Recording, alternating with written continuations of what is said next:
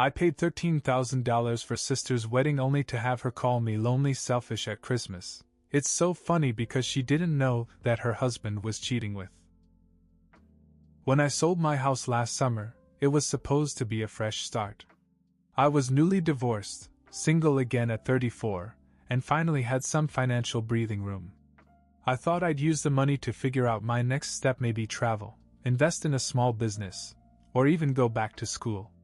But apparently my family had other plans. It started with my parents. They came over for coffee one morning, and after a few minutes of small talk, Mom started laying the groundwork. "You know how much your sister Ashley has always dreamed of having a beautiful wedding," she began. Dad chimed in. "Things are tight for her, and we can't help as much as we'd like." I knew where this was going. Ashley's fiancé, Brad, had been hinting for weeks that he was trying so hard to give her the wedding she deserves. At first, I brushed it off as a guy venting about wedding stress. But as it turned out, he wasn't venting. He was planting seeds. When Ashley called me herself, it was a full-blown campaign. She went on about how she couldn't imagine walking down the aisle without the perfect venue, the perfect dress, the perfect everything. She made it clear that Brad was doing his best, but weddings are just so expensive. And then she dropped the line that hit like a guilt-trip missile. "I was just thinking, since you're not tied down with a family, maybe you could help." The worst part? They all knew I had money from selling my house. They made it sound like it was just sitting there collecting dust, and how could I say no to my little sister? Brad even called me himself a few days later. He said, "Look, man, I know it's a lot to ask, but this is the only way I can show Ashley that I'm serious about our future. She's been through so much, and I want her to feel like a queen on our wedding day." I don't know why I gave in. Maybe I didn't want to be the bad guy. Maybe I was still trying to prove to myself and to her that I wasn't the selfish, bitter ex-husband they seemed to think I'd become. So I paid $13,000. And frankly, the wedding was beautiful. Ashley looked stunning. Brad cried during his vows. Everyone was dancing like it was the best night of their lives. And for a brief moment, I thought maybe it was worth it. Little did I know, the payoff for my generosity was yet to come. It just wasn't the kind I was expecting. After the wedding, things were surprisingly quiet. Ashley and Brad went on their honeymoon, and my parents were suddenly full of praise. "You really saved the day," my mother said more than once. My dad even joked that Ashley would probably name her first child after me in gratitude. It felt good for a while. But then, as the weeks went by, I noticed something. The calls and texts started to slow down. The heartfelt thanks turned into casual mentions. By December, the whole thing felt like a distant memory to them, anyway. Christmas that year was at my parents' house. It was a big deal because Ashley and Brad had just returned from their honeymoon, and everyone wanted to hear about it. My mom went all out: turkey, ham, mashed potatoes, the works. It was supposed to be a good time. The conversation started out light, funny stories about the wedding, a few honeymoon highlights, and a lot of Brad talking about how relaxing in the Maldives was just what we needed. I kept to myself for the most part, sipping my drink and letting them talk. Then, out of nowhere, Ashley turned the focus to me. "So how's the single life treating you?" she asked with a grin. I shrugged. "It's fine. Quiet, I guess." "Well, it must be really quiet," she said, leaning in. "I mean, no wife, no kids, not even a girlfriend?" "You're like the perfect candidate for one of those Hallmark movies where the guy ends up adopting a dog to avoid loneliness." The table chuckled, but I felt my stomach tighten. She wasn't just teasing, she was poking at something deeper. "Maybe I'm just waiting for the right person," I said, trying to deflect. "Oh, come on," she laughed. "You're not getting any younger. And let's face it, your track record isn't great. Maybe some people just aren't cut out for relationships." The room fell silent. My mom looked at her, but Ashley just shrugged like it was no big deal. Something inside me snapped. I put down my glass and looked straight at her. "You're awfully smug for someone whose husband spends a lot of time with the neighbor." The silence that followed was so thick you could hear a pin drop. Ashley's face froze and Brad's eyes went wide. "What the hell are you talking about?" he said, his voice sharp. I didn't back down. "You think it's a secret? Brad and Jennifer from 3 doors down have been awfully friendly while you were busy planning your fairy tale wedding." Ashley turned to Brad, her face pale. "Is he serious? Tell me he's lying." Brad stammered, but didn't deny it.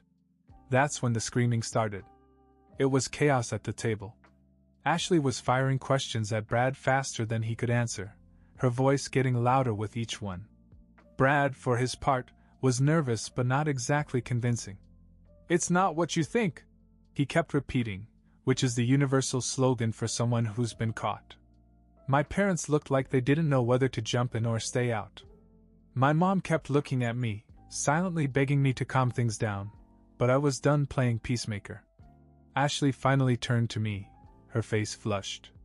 "How do you even know this? Who told you? Does it matter?" I said. "I live a few blocks away. People talk. I've seen his car parked outside her house late at night more than once. But sure, maybe they were just swapping cookie recipes." Brad slammed his hand down on the table. "You're out of line. This is between me and Ashley." "Oh, is it?" I shot back. "Because the last time I checked, you were begging me to finance your wedding so you could prove your love. And now look at you." At that moment, Ashley broke down. Tears streamed down her face as she cried. "How could you do this to me?" Brad tried to reach for her, but she pushed his hand away. "I gave up everything for you." "Gave up what?" Brad snapped, his tone shifting from defensive to offensive. "You're impossible to live with, Ashley. You're controlling, you nitpick over every little thing, and sometimes I just needed to breathe." The whole room froze. Even I hadn't expected him to say that. Ashley's crying turned into full-blown sobbing. She got up from the table, knocking over her wine glass, and stormed out of the dining room. Brad sat there with his head in his hands, mumbling something about how he didn't mean it. "And me?" I got up, grabbed my coat and said, "Merry Christmas, everybody." As I walked out the door, I heard my dad yell after me, "You didn't have to ruin the whole night." I turned around halfway out the door and said, "Ruin the night? I just saved it from a lifetime of that guy's crap. You're welcome." Then I walked out into the cold December air, angry but strangely relieved. But the night wasn't over. As I was getting into my car, the door slammed open and Brad came running out. "Hey!" he yelled, jogging over to me. I rolled my eyes. "What now?" He caught up to me, out of breath. "Why did you do that? You didn't have to ruin my life like that. Do you hate me that much?" I laughed bitterly. "You think this is about you? This is about Ashley. She didn't deserve what you did, and she certainly didn't deserve the way you dragged me into your mess. You should have thought about that before you started sneaking around with Jennifer." Brad looked like he wanted to argue, but instead he just mumbled, "You don't know what it's like." "Oh, I know exactly what it's like," I said. "And that's why I'm done playing nice." With that, I got in my car and drove away, leaving Brad standing in the driveway. I thought I'd said my piece. But when I got home, my phone started buzzing. First it was my mom. Then my dad. Then Ashley. I ignored them all. Then came the text from Brad. "You just couldn't keep your mouth shut, could you? I hope you're ready because this isn't over." At the time, I didn't know what he meant. But I was about to find out. The next morning, I woke up to 27 missed calls and a barrage of texts. My family group chat exploded with messages ranging from my mom begging me to call her, to Ashley accusing me of destroying her marriage, to Brad threatening me in vague but clearly unhinged ways. I ignored it all. Around noon, however, curiosity got the better of me and I decided to check Facebook. Sure enough, Ashley had posted one of her infamous rants. It was a long, rambling tirade about how some people can't stand to see others happy, and how family is supposed to support each other, not tear each other down. She didn't name me directly, but the comments made it obvious. My favorite was from my Aunt Susan, who wrote, "Wait, so your brother exposed your husband for cheating, and you're mad at him? Sounds like you're focusing on the wrong problem, honey." That made me smile. But the real shock came when I got a call from an unknown number. Normally I wouldn't answer it, but something told me to pick it up. "Hello?" There was a pause, then a familiar voice. "This is Jennifer."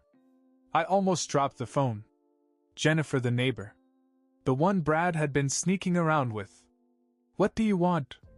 I asked, bracing myself for some kind of confrontation. "I need to talk to you," she said. "In person." "Why would I do that?" "Because there's something you don't know," she said. "And it's about Brad. Believe me, you're going to want to hear this." Against my better judgment, I agreed to meet her at a coffee shop that afternoon. I didn't tell anyone, not my family, not my friends. If she had something to say, I wanted to hear it first.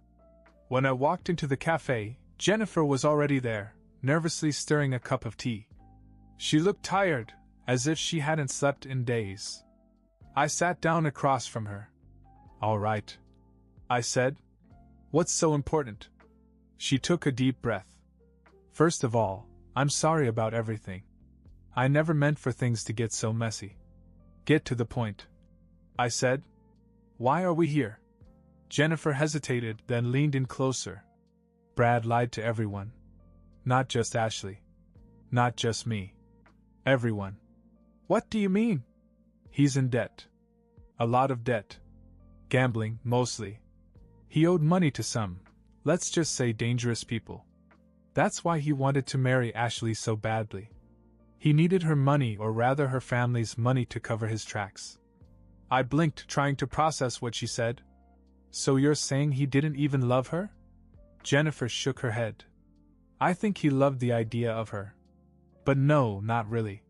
He used me too. Promised me all sorts of things, said he'd leave her once he got back on his feet. But it was all lies." My head was spinning. This guy hadn't just cheated on my sister, he'd tricked her into marrying him just to get himself out of trouble. "Why are you telling me this?" I asked.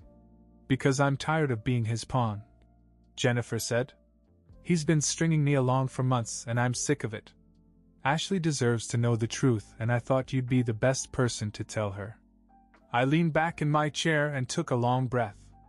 "You realize this is going to blow everything up, right?" Jennifer nodded. "It already has. But somebody has to do the right thing." I didn't say anything for a while. Part of me wanted to just walk away, let Ashley figure it out on her own. But the other part of me knew that if I didn't step up, Brad would continue to get away with it. So I made a decision. I called Ashley that night and told her we had to talk. In person. When I showed up at her house, she was still a mess from the night before, eyes puffy, tissues everywhere. She barely looked at me when she opened the door.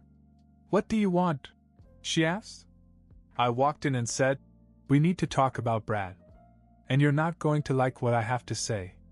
When I finished, Ashley was no longer crying. She was seething. And then she told me something I hadn't expected. "You think this is bad?" she said, her voice deep and cold. "Wait till you find out what Brad said about you behind your back." I froze. "What are you talking about?" Ashley crossed her arms. "Let's just say he's been busy. You're not the only one he's dragged into his mess." Before I could ask her to explain, there was a knock at the door. It was Brad. Ashley froze when she saw Brad standing on her porch. I don't know if she was expecting him or if his timing was just that perfect, but the tension in the air was suffocating. "Can I come in?" Brad asked, his tone calm, almost too calm. Ashley didn't answer. She just stepped aside and let him in. He looked at me, his face twitching with barely contained anger. "Oh, great.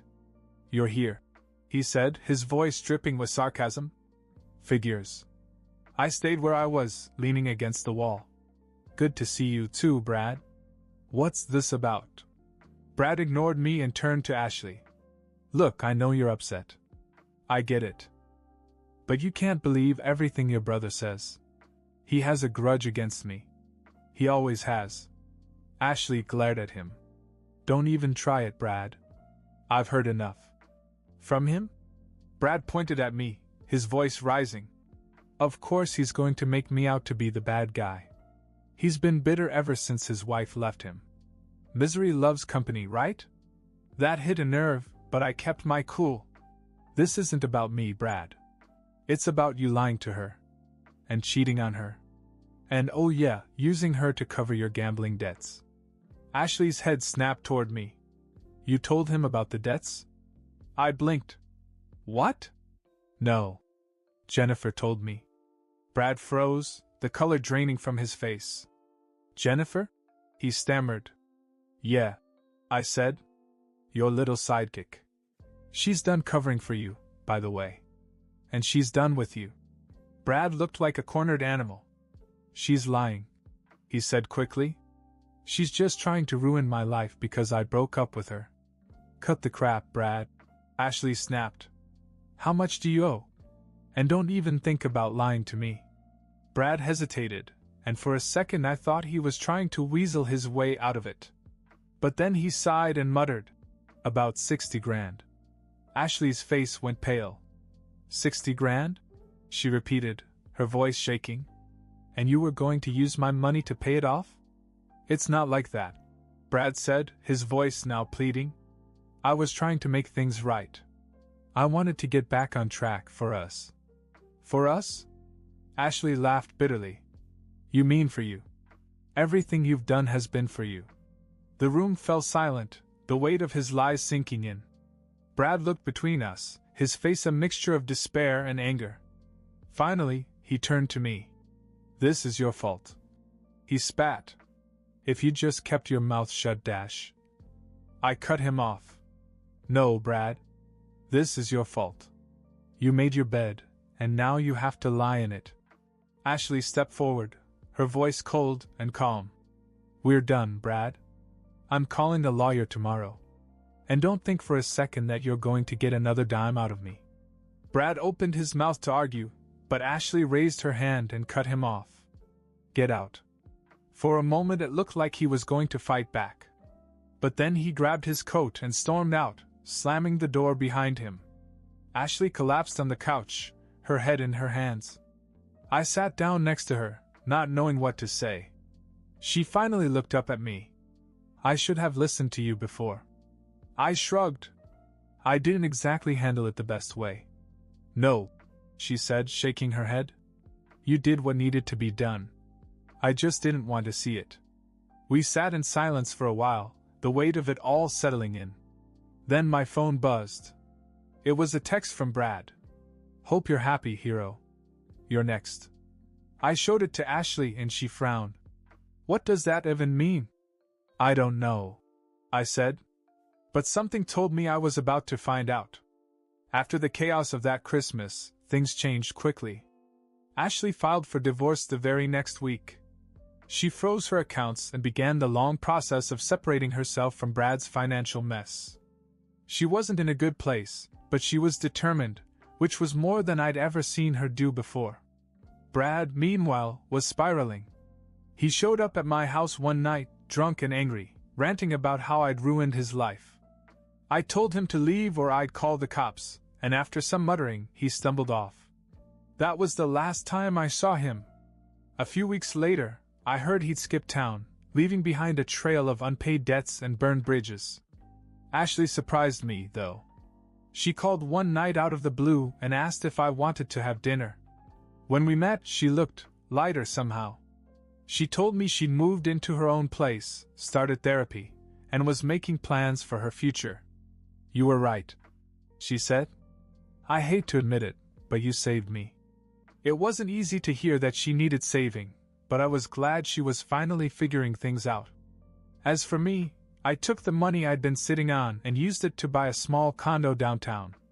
I started focusing on myself, took up hobbies I'd always put off, and even adopted a dog, a scrappy little mutt named Bailey who somehow always makes my bad days better. Ashley and I are closer now than we've been in years. We still joke about that Christmas sometimes, but we don't bring up Brad much. He's just a reminder of how bad things got before they got better. In the end, the the loss of $13,000 and a quiet holiday wasn't the worst thing that ever happened. It brought us back together, and that's worth more than anything.